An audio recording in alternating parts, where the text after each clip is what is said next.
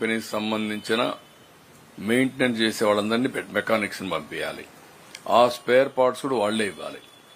Electronics గాని స్టవ్లకు గాని ఆ గ్యాస్ కంపెనీసే పెట్టాల్సిన అవసరం వస్తుంది. అవి కూడా వర్కౌట్ చేస్తున్నాం. ఇవన్నిటికీ రేపు ఫుల్ స్వింగ్ లో మోటార్ వెహికల్ ట్రాన్స్పోర్ట్ కమిషనర్ చెప్పాను.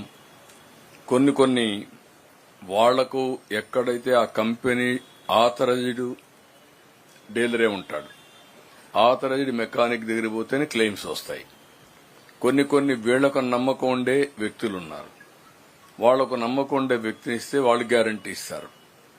గవర్నమెంట్ ఏ విధంగా వాళ్ళకు సబ్సిడీ పే చేయాలో కూడా ఆలోచిస్తున్నాను. అవసరమైతే తక్కువ ఖర్చుతో వాళ్ళకి ఇవన్నీ రిపేర్లు చేయించాలని మా ఉద్దేశం. మోర్ ఆర్గనైజ్డ్ సెక్టర్ లో దీనికి కూడా శ్రీకారం చుట్టాం. రేపటికంతా క్లారిటీ వస్తుంది. ఒక పాంప్లెట్ వేస్తున్నాం, డిస్ట్రిబ్యూట్ చేస్తున్నాం, ప్రజా చైతన్యం తీసుకొస్తాం. ప్రతి ఒక్కరికి ఇవన్నీ పంపించి అవసరమైతే అది గాని వర్కౌట్ అవుతుందనుకుంటే ప్రభుత్వమే ఖర్చు పెట్టి చేస్తే ఎట్లుంటుంది. కొంతమంది ముందుకు వస్తున్నారు, వాళ్ళ యొక్క సిఎస్ఆర్ కూడా పెట్టి చేస్తామని. అలాంటి వాళ్ళ దగ్గర పెట్టించి ఎవరైతే పెట్టలేమంటారో అక్కడ గవర్నమెంటే పెట్టి ఎలక్ట్రానిక్ ఇవి గాని, అదే మరి గ్యాస్ స్టవ్ అయితే వాళ్లే చేస్తా ఉంటారు, అవి చేయించడం. మోటార్ వెహికల్ కి ఇన్సూరెన్స్ ఉంటే వాళ్ళ దగ్గర చేయించడం, ఇన్సూరెన్స్ లేనిది ఇక్కడ మనమే చేయించడం. మరీ ఎక్కువైతే ఏ విధంగా హ్యాండిల్ చేయాలో చేయడం. ఓవరాల్ గా ఒక పర్సెప్షన్ పెట్టుకుని పనిచేస్తున్నాం. రేపటికి నా ఉద్దేశం ఏంటంటే ప్రతి ఒక్కరికి అన్యాయం జరగకుండా కష్టకాలంలో ఉండే ప్రతి ఒక్కరిని ఆదుకోవాలి. ఆర్గనైజ్ సెక్టర్ లో చేస్తే ఇంకా ఈజీ అవుతుంది. కానీ వాళ్ల చాయిస్ వచ్చిన ఇంజనీర్ని పెట్టుకుంటాడు, వాళ్లకు కావలసిన మెకానిక్ ని పెట్టుకుంటారు. ప్రభుత్వం కోఆర్డినేట్ చేస్తాం. వాళ్లకి హెల్పింగ్ హ్యాండ్ కింద దానికి అయ్యే ఖర్చు ప్రభుత్వం సబ్సిడీతో గాని ఫుల్ గా గాని బేర్ చేస్తాం. ఇవన్నీ చేసిన తర్వాత వాళ్లకి ఏ విధంగా ఆర్థిక సహాయం చేయాలనో బేరీ చేసుకుని ఎన్యూమరేషన్ కంప్లీట్ చేసి ఫస్ట్ ఫ్లోర్ లో ఉండేవాళ్ళు సర్వస్వాన్ని పోగొట్టుకున్నారు. ఇవి కొన్ని వస్తువులే. బట్టలు పోయినాయి, పుస్తకాలు పోయినాయి, ఫర్నిచర్ పోయింది, సర్వస్వాన్ని కోల్పోయారు. వాళ్ళకి ఏం చేయాలి? కొంతమంది ఫస్ట్ ఫ్లోర్ సెకండ్ ఫ్లోర్ లో ఉన్నారు. వాళ్ళు ఇన్ని రోజులు పని లేదు, జక్కంపూడి ఉంది. ఫస్ట్ ఫ్లోర్ లో ఉన్న సెకండ్ ఫ్లోర్ లో ఉన్న పూర్ పీపుల్ కి ఏమి పని లేదు. వాళ్ళని ఏం చేయాలి? మూడోది బిజినెస్ ఉన్నాయి, చిన్న వ్యాపారాలు, చిరు వ్యాపారాలు ఉన్నాయి, తోపుడు బండ్లున్నాయి, చిన్న షాపులున్నాయి, కిరాణా కొట్లున్నాయి. వీళ్లు కాకుండా ఒక 50 లక్షలు, ₹1 పెట్టిన షాపులున్నాయి. వేరియస్ కైండ్స్ ఆఫ్ ఇదున్నాయి. 5 కోట్లు 10 కోట్లు కూడా ఖర్చు పెట్టారు. ఇవన్నీ ఏ విధంగా సెటిల్ చేయాలని ఒక అసెస్మెంట్ చేసుకుంటాం. గవర్నమెంట్ ఆఫ్ ఇండియా కూడా సపోర్ట్ తీసుకుంటాం. ఇవన్నీ తీసుకుని దీన్ని నెక్స్ట్ లెవెల్కి తీసుకెళ్లి ప్రతి ఒక్కరికి న్యాయం చేయడం కోసం ముందుకు పోతున్నాం. ప్రజల్లో ఒక విశ్వాసం ఉంది, ఒక నమ్మకం ఉంది.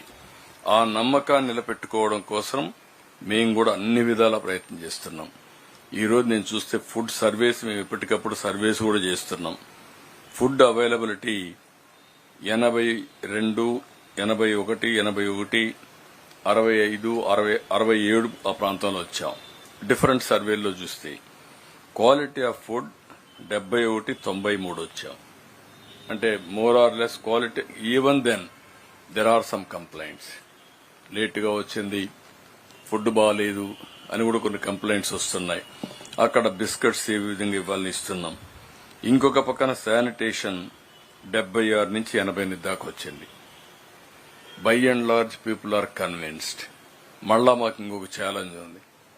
ఎన్ని 5 సంవత్సరాలుగా ఏ డ్రైన్ కూడా క్లీన్ చేయాల. స్టామ్ వాటర్ డ్రైన్స్ నాశనం చేశారు. మామూలుగా ఈ ఇంట్లో నుంచి వచ్చే వేస్ట్ వాటర్ డ్రైన్స్ అన్ని కూడా చాలా భయంకరంగా ఉన్నాయి, ఫుల్ గా నిండిపోయి ఉన్నాయి.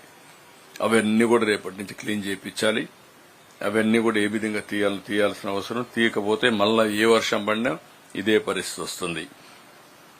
ఎలక్ట్రిసిటీ సప్లై అయితే 88, 87, 85 ఆల్మోస్ట్ ఆల్ మ్యాచ్ అవుతా ఉంది.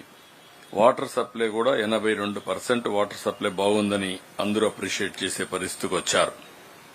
ఇంకొక పక్కన గవర్నమెంట్ పర్ఫార్మెన్స్ కూడా 88% ఆఫీసర్స్ బ్రహ్మాండంగా పనిచేశారని అప్రిషియేట్ చేస్తున్నారు. That is a good sign.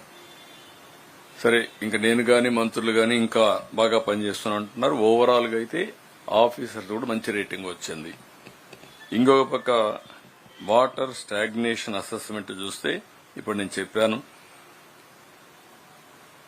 Water stagnation not present 115 వచ్చాయి. 115లో స్టాగ్నేషన్ లేదు. సాయంత్రానికి క్లియర్ అయిపోయినాయి మా సచివాలయాలు.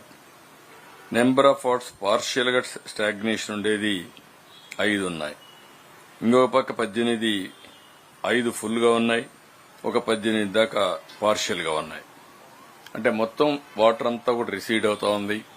నిన్న 4-5 మీటర్ల అడుగులు ఉండేది, ఈ రోజు 1.5-2 ఫీట్కి వచ్చింది. చాలా వరకు శుభ పరిణామం. ఇదే కానీ జరిగితే రేపు ఈవినింగ్ మొత్తం వెళ్లిపోయే పరిస్థితి వస్తుంది. రేషన్ డిస్ట్రిబ్యూషన్ కూడా నేను చెప్పినట్టు 46% చేరిందని చెప్పి అంటున్నారు. మాకు కూడా 1,10,000 కార్డ్స్ డిస్ట్రిబ్యూట్ చేశాం. 2,23,000 కార్డ్స్ కి మేము రేషన్ ఇవ్వాలి. ఇది బ్రాడ్ గా వచ్చినటువంటి ఫీడ్బ్యాక్. ఓవరాల్ గా కోఆర్డినేట్ అయింది. కానీ వాళ్ళ బాధలు చూస్తే మాత్రం చాలా బాధేస్తుంది. కానీ ఎక్కడికక్కడ ప్రభుత్వ యంత్రాంగం ఒక అప్రమత్తంగా ఉండడం, బాధ్యతాయుతంగా ప్రవర్తించడం, అధికార యంత్రాంగం రాత్రింబగళ్లు నిద్రపోకుండా పనిచేశారు. పండగల పూట కూడా పనిచేశారు. Even now we are having after this, ఇది ఎందుకంటే మీకు ముందు చెప్తే మీరు కూడా మీడియాకి వెళ్తుంది, మీ తర్వాత మళ్ళా రివ్యూ మీటింగ్ పెట్టుకున్నాం. This is in brief.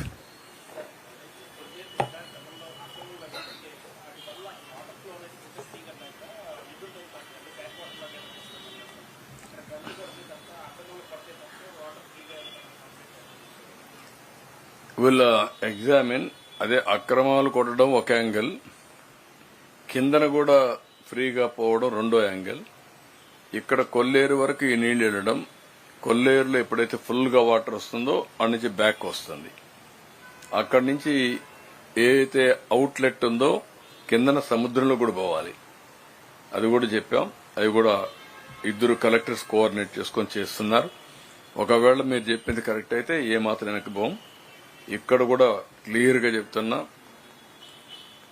మళ్లీ విజయవాడలో ఇలాంటి వరదలు పునరావృతం కాకుండా గట్టిగా చర్యలు తీసుకుంటాం.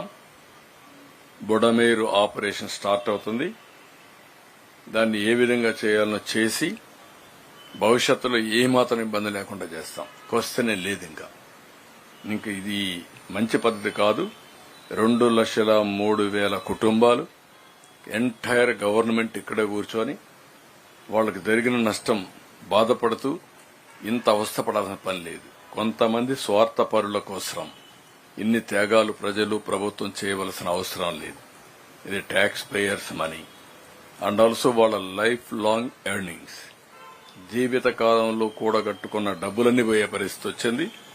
అనాథులైపోయే పరిస్థితి వచ్చింది. కొంతమంది స్వార్థపరుల కోసం, కొంతమంది ల్యాండ్ గ్రాబర్స్ కోసం, కొంతమంది పాలిటీషియన్స్ కోసం. I can say very clearly, కొంతమంది పొలిటికల్ సపోర్ట్ తో విచ్చలవిడిగా చేసే పరిస్థితికి వచ్చారు. దీన్ని ఎట్టే పరిస్థితిలో ఉపేక్షించాం. చాలా ఫర్మ్ గా ఉంటాం. పటిష్టమైన చట్టం ఉంటుంది. చాలా క్లియర్ గా ఉంటాం. అన్నింటికంటే ప్రజల safety is very very important. ప్రజల సేఫ్టీ ముందర ఏది ముఖ్యం కాదు ఈ ప్రభుత్వానికి.